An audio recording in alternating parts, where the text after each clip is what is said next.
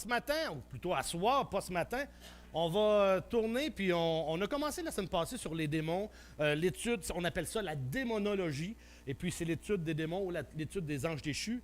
Alors, on a commencé avec ce qu'il en était au niveau de... On avait commencé avec 5 questions, plutôt 5 fausses idées, 5 mythes qui se rattachent à des démons. Et juste rapidement, on va juste réénumérer les cinq fausses conceptions qu'on parle concernant les démons, parce qu'on est en train de les déconstruire une à une. Alors, les 5 choses qu'on a regardées la semaine passée par rapport à ça, c'était, premièrement, la première fausse conception, c'est ça consiste à croire que les démons, ça n'existe pas. Premièrement, ça, c'est la première fausse conception. La deuxième, c'est, par rapport aux démons, c'est qu'ils n'ont pas de personnalité. Ça, c'est une des choses, on va retrouver ça souvent dans le Nouvel Âge. Hein, ils n'ont pas de personnalité. Troisième fausse conception, c'est que les démons sont responsables de tous les péchés. Malheureusement, dans beaucoup d'églises, c'est une chose que j'entends beaucoup de chrétiens utiliser. Si j'ai fait ça, Satan m'a emmené à faire ça, Satan m'a conduit à faire ça, c'est le diable qui m'a poussé à faire ça. Et souvent, on se décharge, on se déresponsabilise en mettant ça tout le temps sur le dos du diable. Donc, troisième fausse conception. Quatrième faux point de vue, c'est qu'on enseigne que les démons sont la cause de toutes les infirmités physiques. Ça encore aussi, malheureusement, c'est une vision qui est répandue malheureusement des fois parmi des chrétiens, puis il faut faire attention à ces choses-là. Cinquième chose, c'est que les démons sont responsables de tous les désordres mentaux aussi, il faut faire attention, c'est répandu. Et on regarde justement, on a commencé la semaine passée, on est en train de déconstruire ces 5 faux mythes-là par rapport à les démons. On a regardé une première portion la semaine passée, mais là, si vous voulez rattraper ces choses-là, vous regardez la vidéo de la semaine passée, elle se trouve sur le site de l'Église. Ce matin, ce soir, on va regarder l'origine des démons. D'où est-ce que ça vient? Qu'est-ce qu'il y en est des démons? Parce que pour étudier l'origine des démons, il faut les diviser en 2 catégories. Premièrement, il y a les démons libres, puis il y a les démons emprisonnés. C'est spécial de penser ça comme ça, mais c'est vraiment ça. Quand on regarde dans la parole de Dieu, c'est clair et net. T'en as qui sont en liberté, qui circulent à travers le monde entier, puis t'en as d'autres qui sont prisonniers. Ce soir, on va regarder simplement ceux qui sont libres.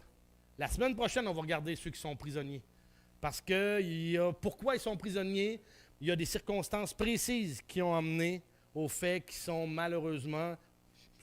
heureusement, emprisonnés et qui ne pourront pas sortir à cause d'une chose bien spécifique qu'on retrouve dans la parole.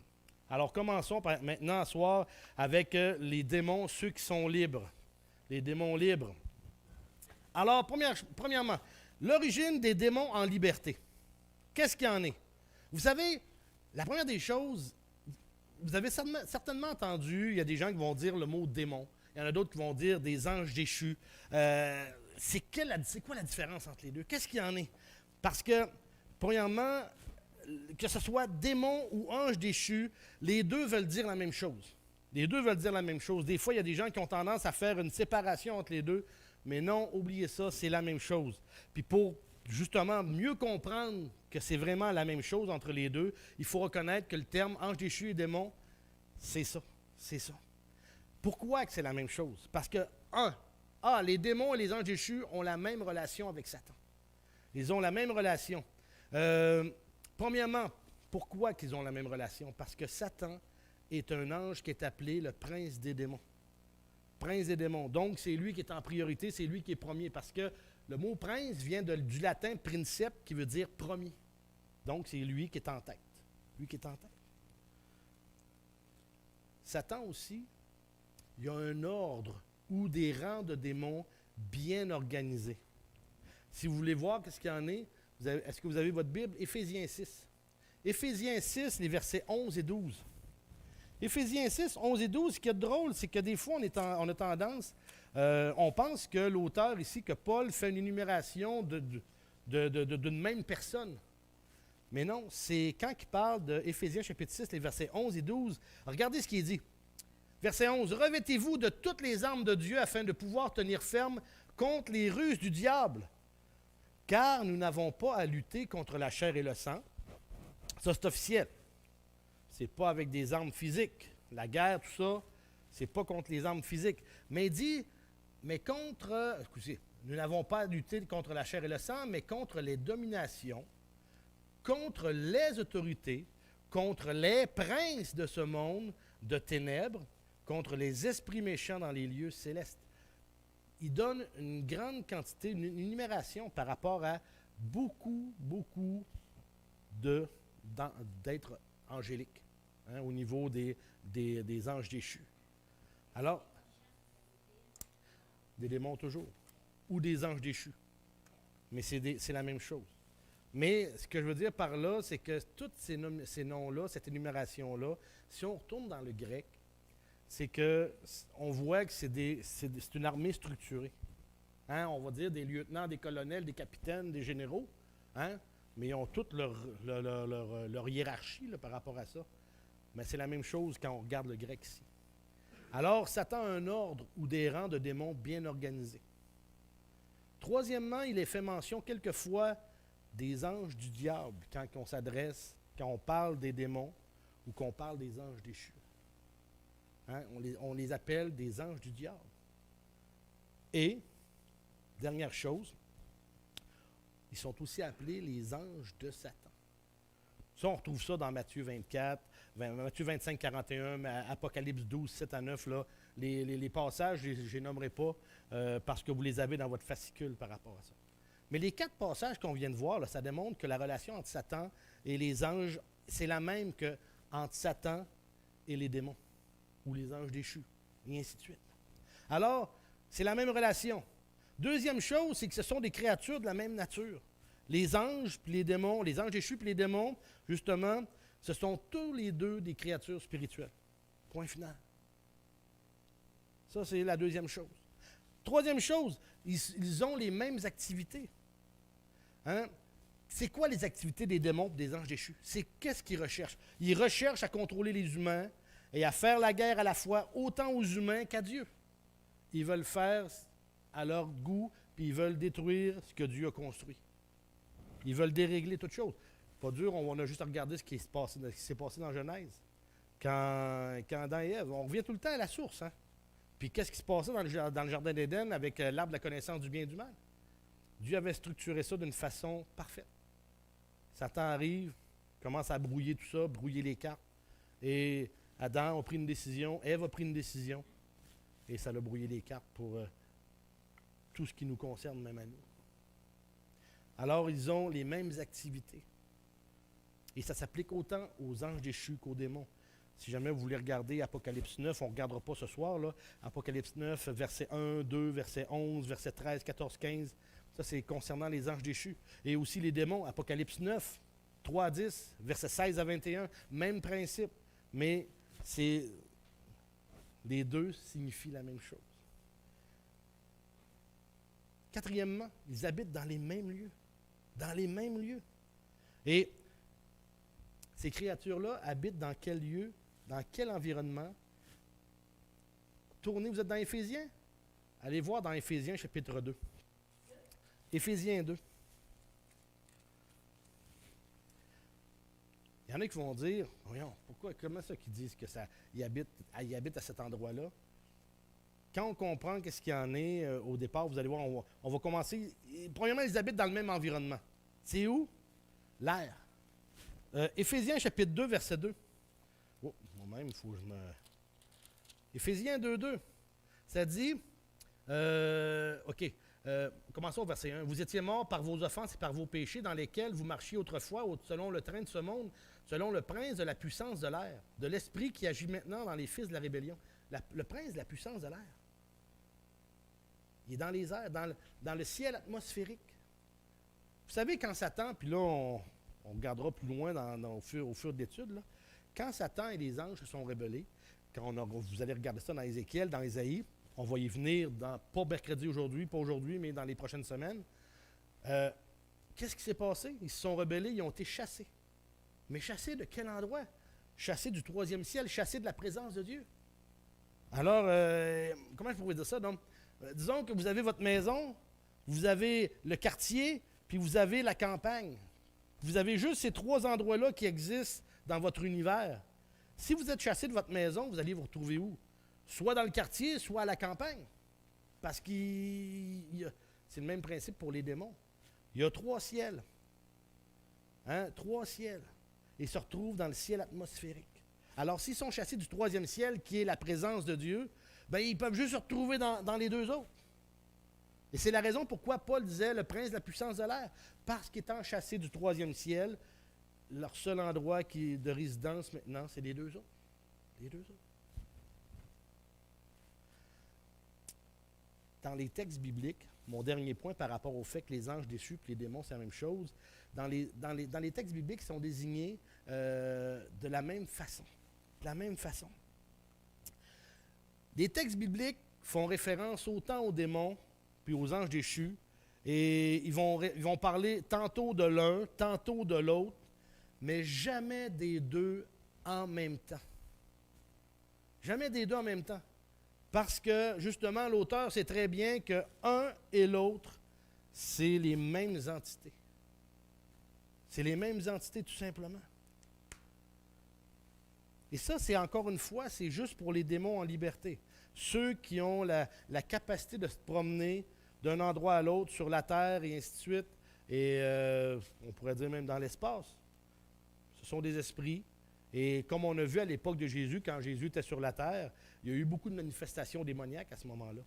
Quand cette période de l'histoire-là a été vraiment, comment je pourrais dire donc, très, pas fructueux, mais, ouais, surnaturel, mais actif.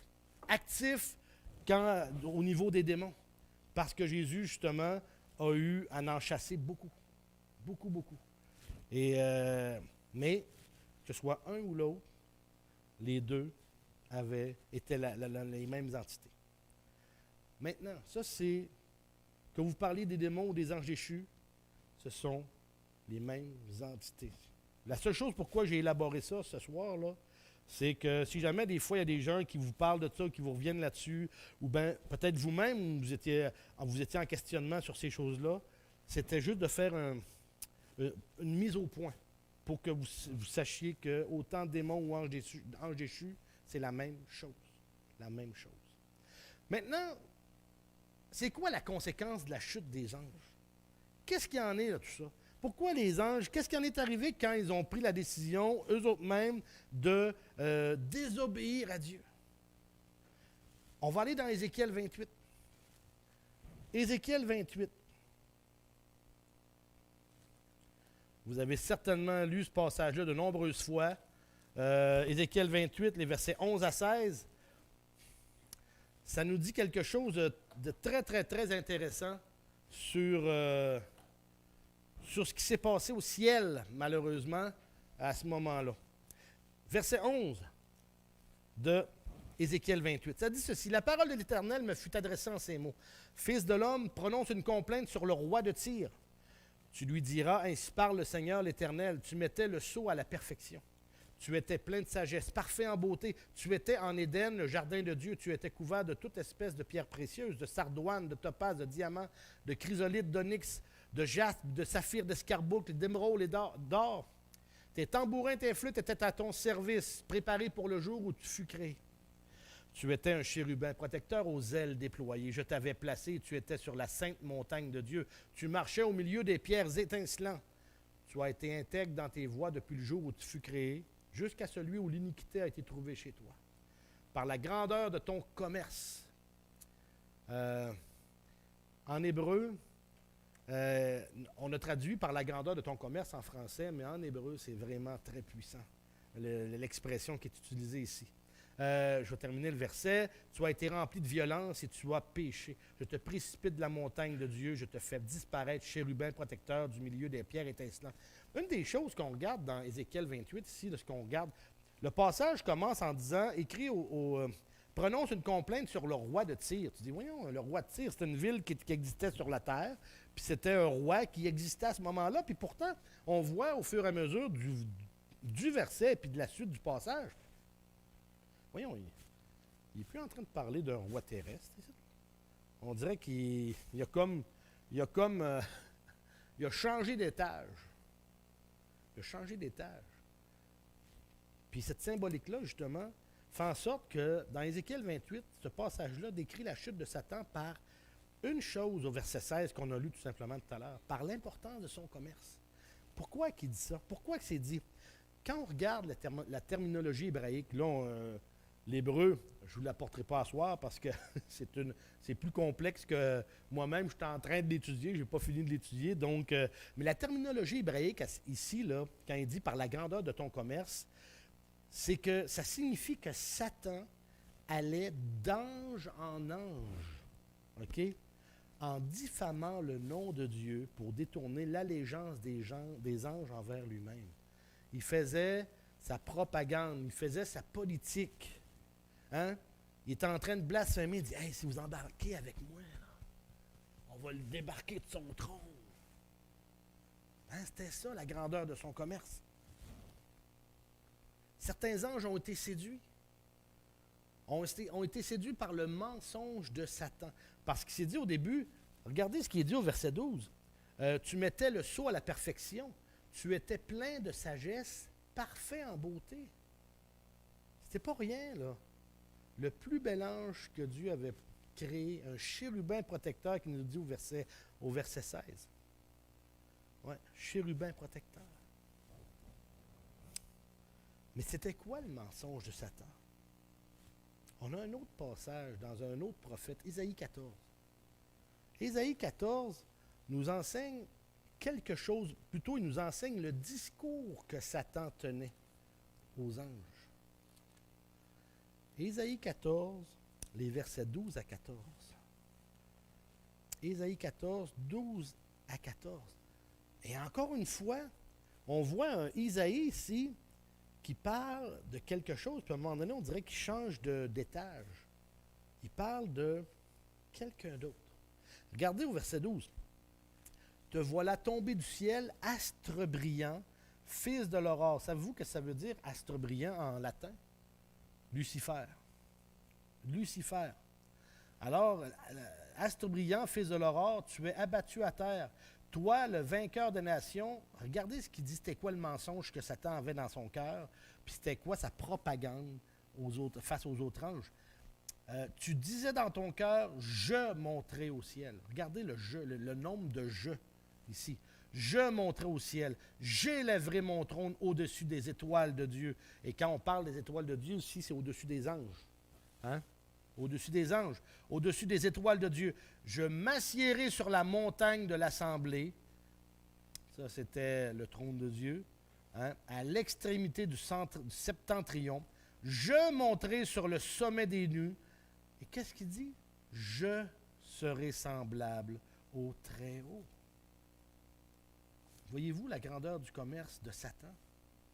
Les jeux, son orgueil. Combien il voulait s'élever, il voulait se prendre meilleur que son propre créateur. C'est pas rien, là. C'est pas rien. Alors, c'est ça qui est arrivé. Le mensonge satanique est à l'origine des 5 jeux qu'on retrouve dans le passage d'Ésaïe. Et malheureusement, certains anges ont cru aux prétentions de Satan. Heureusement, ce groupe-là ne constitue pas la majorité des anges. Et on va apprendre plus loin dans l'Apocalypse, quand il dit que le dragon entraînant avec lui le tiers des étoiles du ciel. C'est une symbolique parce que étoile fait toujours référence aux anges. Et il a entraîné le tiers des anges avec lui. Le tiers des anges du ciel ont cru au mensonge de Satan. Et ils ont été précipités, comme Satan, de la demeure de Dieu. Ce sont actuellement des anges qui sont en liberté ou des anges déchus qui sont en liberté actuellement. Rapidement, et je termine avec ça, pour ce soir. Il y a 3 conséquences face à la chute des anges déchus. Premièrement, ils ont perdu leur sainteté d'origine. Ils ne sont plus mis à part pour Dieu, pour la gloire de Dieu. Deuxième chose, ils sont devenus corrompus dans leur nature et leur conduite. Ils sont devenus corrompus dans leur nature et dans leur conduite. Troisièmement, ces anges-là sont devenus les démons de Satan. Donc, c'est devenu l'armée de Satan, tout simplement. Ils n'ont plus le droit d'aller dans la présence de Dieu. Ils n'ont leur conduite, leur nature, ce qu'ils sont, ce qu'ils pensent, tout ça, c'est toujours tourné vers le mal. Leur cœur est rempli de crainte, d'amertume, de colère, de furie. Tout ce qui concernait les éléments du fruit de Dieu, là, hein? L'amour, la bienveillance, tout ça, là, tout ça est enlevé du cœur, parce que tout ça venait de Dieu. Alors quand Dieu a décidé que c'était terminé, tout ça a été enlevé. Leur enfer à ces démons-là, là, c'est d'avoir un cœur rempli de tout ce qui est contraire à ce que Dieu donne.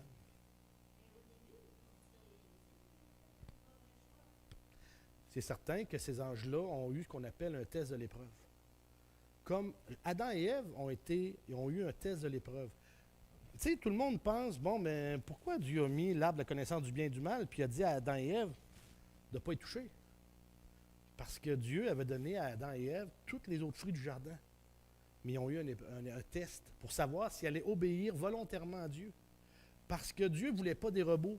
Il ne veut pas des robots qui vont dire que, bon, ben, il envoie un éclair, bon, ben là, tu es obligé de m'aimer parce que là, je t'ai programmé pour que tu m'aimes.